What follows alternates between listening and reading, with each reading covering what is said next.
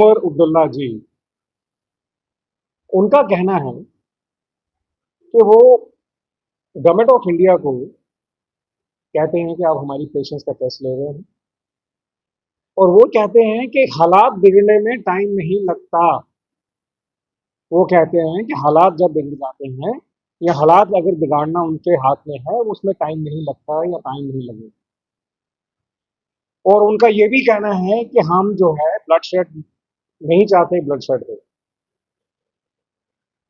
Bharatiya Janata party ये पूछना चाहती है कि आप यूपी के मुख्यमंत्री हैं या आप किसी ऑर्गेनाइजेशन के हेड हैं कि जो आप इस तरह की वार्निंग दे रहे हैं गवर्नमेंट ऑफ इंडिया को। आप ये कहना चाह रहे हैं कि आपके हिसाब से चीजें चलनी चाहिए, आपके हिसाब से आपका सिस्टम चलना चाहिए, और अगर आपके हिसाब से सिस्टम नहीं चलता है तो आप वही सब चीजें दोबारा दोहराना शुरू कर देंगे जो आपने किया 1947 के पहले और 1947 के बाद।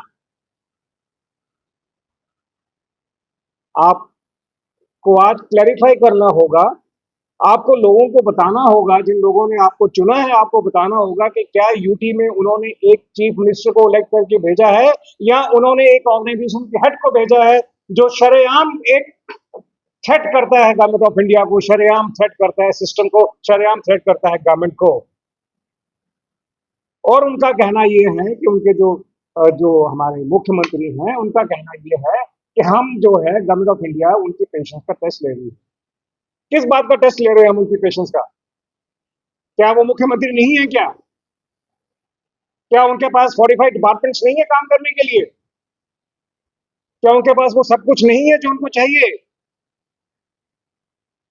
अगर उनके पास ये सब कुछ है जो उनको चाहिए, तो एक स्टेटहुड होने या स्टेटहुड नहीं होने की वजह से अगर आप सारा का सारा जो है वो स्टेटहुड पे डाल देते हैं, तो इसका मतलब ये है कि आपका वही जो आपका रवैया था काम करने का, जहां पे आप स्टेट के जब आप मुख्यमंत्री थे आपने तब भी कभी स्टेट के बारे में नहीं सोचा। आज आप यूटी के मुख्यमंत्री हैं तो आप यूटी के बारे में नहीं सोच रहे हैं, और ऑन द कॉन्ट्री आप उस तरह के स्टेटमेंट देते हैं जिससे लोग जो हैं वो भड़के।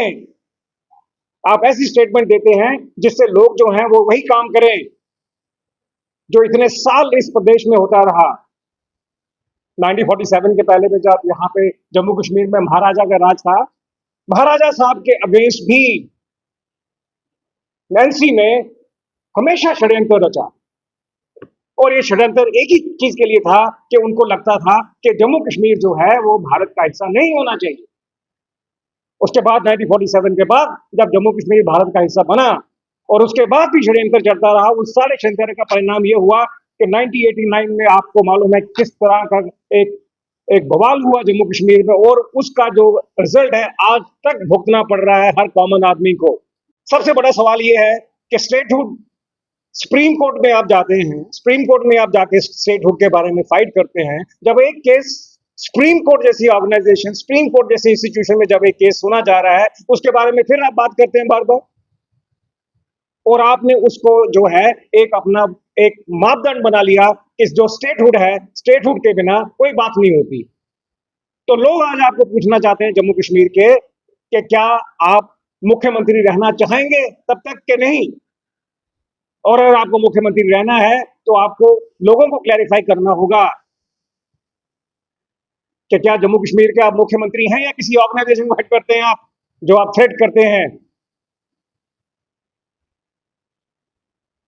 अब सबसे बड़ा सवाल इसमें ये आता है कि क्या कॉमन आदमी खुश नहीं है? क्या कश्मीर की इकोनॉमी ठीक नहीं हुई?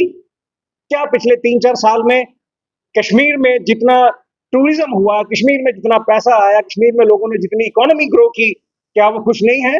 हाँ, आप उनकी खुशी नहीं देखना चाहते। आप चाहते हैं कि वही सिचुएशन दोबारा डेवलप हो जहां पे लोग हर छोटी छोटी बात के लिए तरसे, हर छोटे छोटे सिस्टम के लिए तरसे। ऐसा नहीं करने देंगे हम। भारतीय जनता पार्टी इस चीज में विश्वास नहीं करती। भारतीय जनता पार्टी कहती है कि जम्मू कश्मीर प्रॉस्पर करेगा, जम्मू कश्मीर आगे बढ़ेगा, जम्मू कश्मीर की ग्रोथ होगी, जम्मू कश्मीर का इकोनॉमी बढ़ेगी, जम्मू कश्मीर का जीडीपी बढ़ेगा, जम्मू कश्मीर, और तभी आप देखिए कितनी डेवलपमेंट हुई, तभी आप देखिए कितनी ग्रोथ हुई, तभी आप देखिए जम्मू कश्मीर में कहां से कहां तक हम पहुंच गए, और इकोनॉमी जो है कितनी अच्छी इकोनॉमी हो रही है। और आपको मुख्यमंत्री जी, आपको ये समझना होगा कि आपके पास जितने रिसोर्सेज हैं, आपको वो रिसोर्सेज भी यूटिलाइज करने नहीं आते। ना आपसे रेवेन्यू की बात होती है, ना आप रेवेन्यू जनरेट करने की बात करते हैं, ना आपके पास जो इकोनॉमीज हैं उसको आप ग्रोथ करते हैं। आपने क्या मुख्यमंत्री जी नाम सुना है, there is something known as blue economy?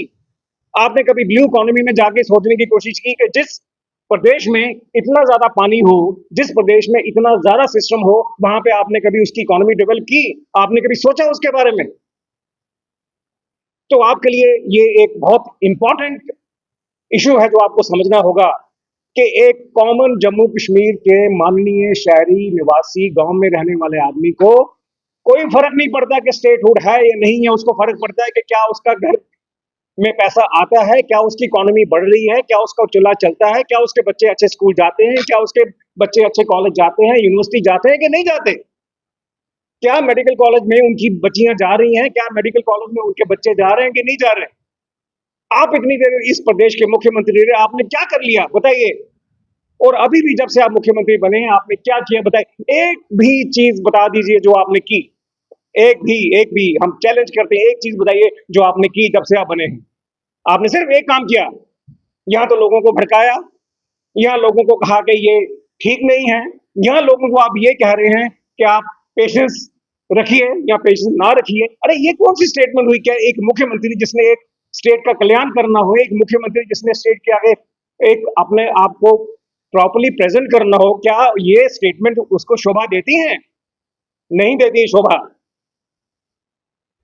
और अगर उनको शोभा नहीं देती हैं तो उनको समझना होगा कि एक कॉमन आदमी जिसकी रिक्वायरमेंट जो है वो कन्फाइन होती हैं अपने सिस्टम के आगे पीछे, वो आज बहुत खुश है। मुख्यमंत्री जी जाके पूछिए तो सही उन लोगों को, जाके उनसे बात तो करिए, उनको समझिए तो सही कि क्या उनको क्या चाहिए। स्टेटहुड आपको चाहिए कि उनको चाहिए?